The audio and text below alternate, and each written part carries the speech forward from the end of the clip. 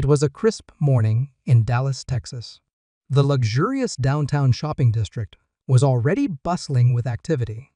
Inside Regal Wardrobe, a high-end clothing boutique renowned for its exclusive clientele and steep price tags, employees hurried to prepare for the day. Among them was Marissa, the lead saleswoman.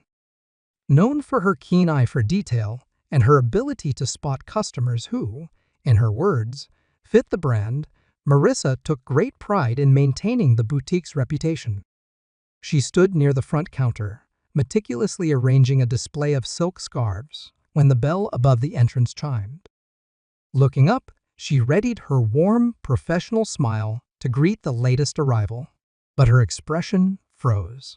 Standing in the doorway was Brian Thompson, a tall, middle-aged man wearing a simple polo shirt, jeans, and a bright red MAGA hat. For a fleeting moment, the lively boutique seemed to pause. Marissa's sharp gaze assessed him from head to toe, her expression unreadable. Some customers glanced at Brian, their reactions ranging from mild curiosity to indifference. Brian, however, appeared unbothered or perhaps unaware. He walked toward a rack of tailored suits with the ease of someone who belonged. Marissa turned to her coworker, Anna, and muttered under her breath, "You've got to be kidding me. Does he think this is the kind of store that'll tolerate that kind of statement?" Anna hesitated, her eyes flickering nervously between Brian and Marissa, but she remained silent. Straightening her blazer, Marissa decided to handle the matter herself. After all, she thought, it was her responsibility to protect the boutique's image. With measured strides, her heels clicking against the polished marble floor, Marissa approached Brian. "Excuse me, sir," she began, her voice polite but firm. "I'm not sure you're aware, but we have a dress code here. We encourage attire that aligns with the elegance of our brand, and your hat doesn't quite meet those standards." Brian glanced up from the navy blazer he had been inspecting, his expression calm. "Oh, I see," he said, his voice steady. "I wasn't aware there was a dress code for hats. I'm just here to look around. I won't be long." Marissa crossed her arms, her tone cooling further. "It's not just about hats, sir. We strive to create an environment where all of our customers feel comfortable and, well, your choice of headwear might make others uncomfortable." Brian paused, meeting her gaze evenly. "I didn't realize my hat could cause so much trouble in a place like this," he said, his voice unwavering. "But I'm just browsing unless that's a problem too." To Marissa, his calm demeanor felt almost smug. Her patience thinned. "Sir, I think it would be best if you found another store, perhaps one more suitable for your style." A few customers nearby turned their attention to the exchange. Some watched with interest, while others awkwardly pretended not to notice. Brian glanced around briefly, as if weighing his options, then offered a polite smile. "All right," he said simply, and headed for the door. Marissa exhaled, satisfied she had handled the situation, but as Brian exited, his quiet composure left her with an uneasy feeling. Shaking it off, she turned her focus back to the store. Maintaining the boutique's exclusivity was part of her job, she reasoned. Near the counter, Anna's nerve showed as she shuffled through some paperwork. Something about the entire scene didn't sit right with her. Then it hit her. Brian's face looked familiar. Flipping through her mental catalog of recent events, she recalled a staff meeting from the previous week. The boutique's owner had announced a new partnership with a major investor, someone who had recently acquired multiple stores in the chain. That man, Anna realized, was Brian, and her heart dropped. She debated whether to speak up but hesitated, unsure how Marissa would react. Marissa had always been intimidating, quick to dismiss concerns as overthinking. Meanwhile, Brian walked down the street, his hands in his pockets, his expression unreadable. It wasn't the first time someone had judged him for his hat, but this encounter felt different. He wasn't angry, he rarely let himself get rattled by such things. Instead, he was curious. How often, he wondered, Did this boutique treat customers based on appearances? As someone who valued professionalism above all else, Brian saw this as an opportunity to assess his new investment more closely. Back in the store, the doorbell chimed again. Marissa turned, expecting another customer, but instead saw Jennifer, the store manager, walking in with her usual brisk energy. Jennifer had been out for most of the morning, attending a corporate meeting about upcoming changes. "Busy day?" Jennifer asked, scanning the store with a practiced eye. Marissa shrugged. "Just the usual crowd. Although we did have an interesting visitor earlier." Jennifer raised an eyebrow. "Interesting? How?" "A guy came in wearing one of those MAGA hats," Marissa said, her voice dripping with disdain. "I had to ask him to leave. We don't need that kind of energy here." Jennifer froze mid-step. "You did what?" she asked, her tone sharp. "I asked him to leave," Marissa repeated, defensive. "I was protecting the store's image." Jennifer's face turned pale. "Marissa, please tell me you didn't kick out a tall man, late 40s, dark hair, wearing a red hat." Marissa frowned, suddenly feeling uneasy. "Yeah, why?" Jennifer grabbed her phone, frantically scrolling through her email. She pulled up a message and turned the screen toward Marissa. There, in bold letters, was a corporate announcement about Brian Thompson, the new owner of Regal Wardrobe. "Are you telling me you just kicked out the man who owns this store?"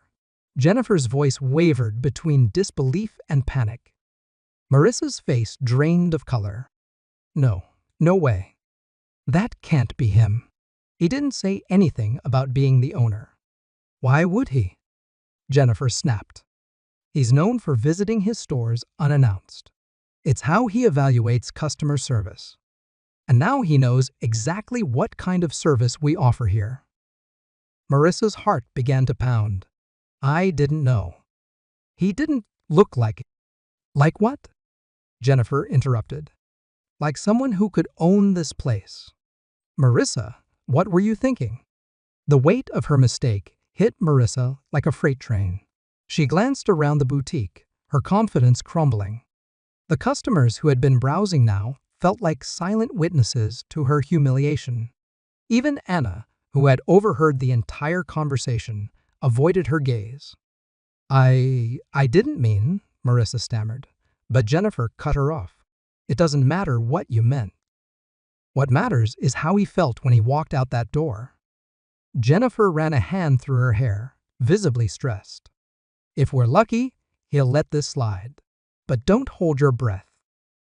Marissa swallowed hard, her mind racing. She had always prided herself on her instincts, her ability to handle any situation. But now she realized her quick judgments might cost her more than just her pride. The afternoon in Regal Wardrobe dragged on, with a strange tension lingering in the air. Customers browsed aimlessly, the usual hum of conversation subdued.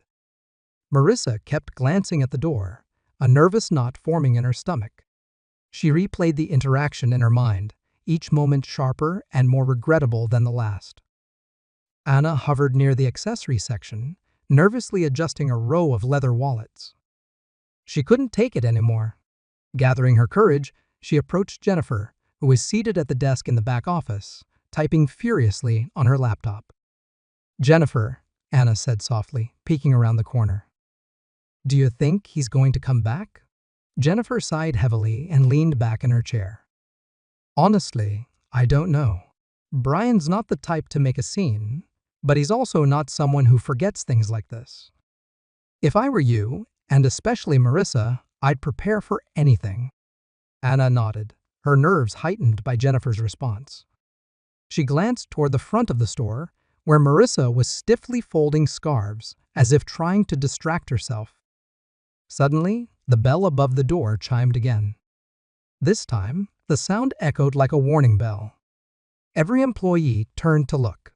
Brian walked back into the store, the same calm expression on his face, his red MAGA hat still perched firmly on his head. Marissa froze, feeling the blood drain from her face as Brian strode confidently past the racks of designer clothing. Jennifer stepped out from the back office, her professional smile masking the anxiety bubbling beneath the surface. "This is getting out of hand," John muttered, rubbing his temples. "I can't just let this go." "Mr. Thompson," Jennifer greeted him, extending her hand. "It's so good to see you again. Welcome back." Marissa's heart dropped into her stomach. "Mr. Thompson." The realization hit her like a tidal wave. She had not just made a mistake, she had made a catastrophic one. Brian shook Jennifer's hand warmly, his demeanor as composed as ever. "Thank you, Jennifer," he said. "I thought I'd drop by again. It seems I missed a lot earlier." Jennifer smiled nervously, unsure how to interpret his tone. "Well, we're glad you're here. Please, let me know if there's anything I can assist you with." Brian's gaze shifted, landing squarely on Marissa. She felt like a deer caught in headlights. For a moment, she thought about running to the back office, but her legs wouldn't move. "You must be Marissa," Brian said, his voice calm but with an undertone that sent chills through her. "I believe we spoke earlier." Marissa swallowed hard, her voice barely above a whisper. "Yes, sir. We did." Brian nodded slowly, his expression unreadable. "Good. I think it's time we have a conversation." The entire store fell silent. Even the customers sensed that something significant was happening.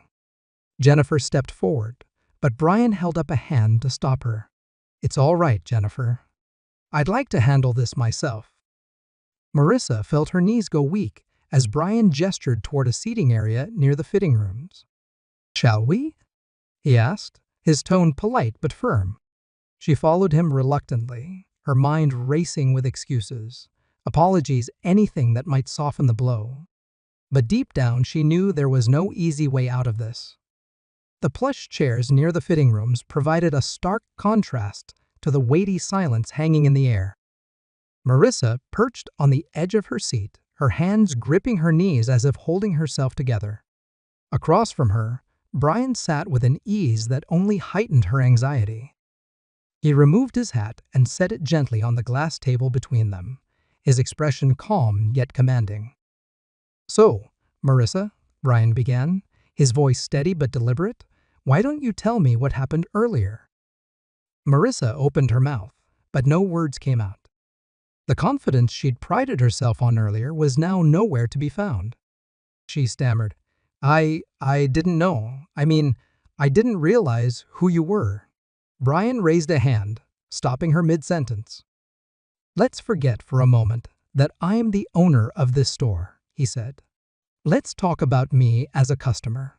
What was it about me that made you decide I didn't belong here?" Marissa blinked, the question hitting harder than she expected. "It wasn't personal," she said, her voice trembling. I thought the hat might offend other customers." Brian leaned back in his chair, studying her. "And did anyone actually complain? Or was that your assumption?" She hesitated, her face flushing with embarrassment. "It was my assumption," she admitted quietly. Brian nodded, letting the silence linger for a moment before speaking again. "You see, Marissa, I visit my stores unannounced because I want to see how customers are treated, regardless of what they're wearing or who they are. Today, I learned something important about how this store operates." Marissa felt the sting of his words but said nothing. Her mind raced with ways to fix the damage, but Brian wasn't finished. "Here's the thing," he continued. "This isn't just about me or my hat. It's about how quick you were to judge. You made a decision about who I was without knowing anything about me.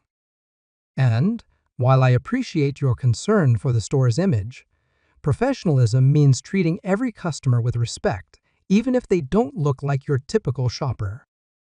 Marissa's throat tightened, but she managed a small nod. "You're right," she whispered. "I made a mistake." Brian leaned forward, his tone softening slightly. "Mistakes happen, Marissa. What matters is how you handle them moving forward." This store represents more than just high-end fashion. It's about inclusivity, professionalism, and treating people with dignity. If we lose sight of that, we lose everything. Jennifer, who had been standing nearby, stepped forward cautiously. Mr. Thompson, I want to assure you this isn't representative of how we usually operate. Marissa has been one of our top salespeople for years. I'm sure she'll learn from this. Brian glanced at Jennifer, then back at Marissa. I'm not here to ruin anyone's career, he said, his voice steady. But I do believe in accountability. Marissa braced herself, expecting the worst. Instead, Brian stood and addressed the entire staff, who had quietly gathered nearby. Let's make this a learning moment for everyone, he said. Starting next week, we'll be implementing mandatory customer service training for the entire team. It's not about pointing fingers, it's about making sure every person who walks through that door feels valued.